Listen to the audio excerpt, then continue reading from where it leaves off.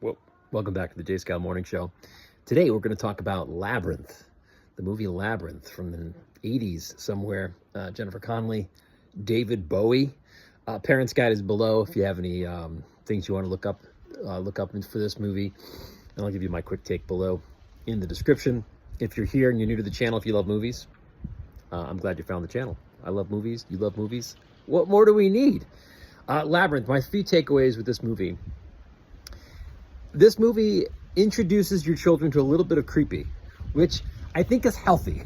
I feel like when you compare a movie like this to like a Pixar movie like Up or a Pixar movie like Cars, there's not a lot of creepy stuff happening in those movies. And I'm not to say you want to set your kids up to be watching horror movies, but I think sometimes a little bit of that is healthy in your kid. I think there's a difference between overprotecting and then over sheltering your kid. And if you try to hide all of the stuff from your kid, then they move out for the first time and they see the wrong Kleenex commercial and they're scared. They're calling you on the phone. So I like the idea that this movie introduces just a little bit of it. The beginning, there's like, she's like wishing her brother away to the Goblin King, and there's like these Jim Henson goblin puppets in her closet. They make it a little dopey and funny, but it's weird.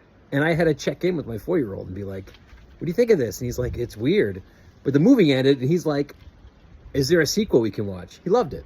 So I like that about the movie. And I feel like a lot of times there was more 80s movies that did that than modern kids movies. I feel like not a lot, unless you're looking at Studio Ghibli movies, which I think are beautiful. And they do introduce enough of the creepy or just weird that I think it's just fun. I think it's a different change of pace for our kids. And I love introducing those types of movies for our kids.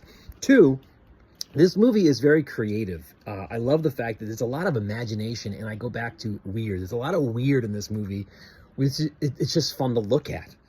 So I think that's going for it, especially when you compare it to some of the modern kids movies. Which leads me to the third talking point is practical effects. This movie, the whole thing looks like it's built on a set. And I miss that. I miss that feeling of movies built on a set. And I feel like a couple of examples. So episode 8, Last Jedi, the casino scene. I know some of you just like threw up a little bit in your mouth. The casino scene versus like a New Hope cantina scene.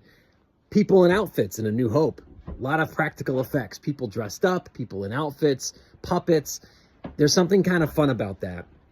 There's something kind of fun about when it's a kid's movie to kind of play with our modern technology, but then bring in old school stuff like that. Whereas the Last Jedi scene, everything looked like it was part of a computer program, and it takes me out of it. And I don't know. What do you think about that? I feel like there's a difference. Another example is the original 1990s Teenage Mutant Ninja Turtle movie. Love that movie. The second one, Secret of the Ooze, love it. I wish, bring back those outfits, use state-of-the-art technology for all the animatronics, and let's make a 4th one. I mean, or maybe just make a 3rd one and pretend the time travel one didn't happen. But there's something to be said for practical effects. This movie, Labyrinth, does a great job with the practical effects. It's like she's walking through stage, like a sound stage in these different settings and in sets.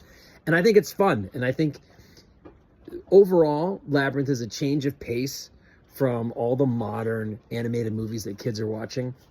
And I feel like they just don't make newer movies like this anymore. Dark Crystal is another one. Weird, but fun. We might adventure into that movie soon too. But what do you think about Labyrinth? What were your takeaways? Do you remember this from when you were a kid? How many times did you watch it when you were a kid? And more to come on the Jscall Morning Show.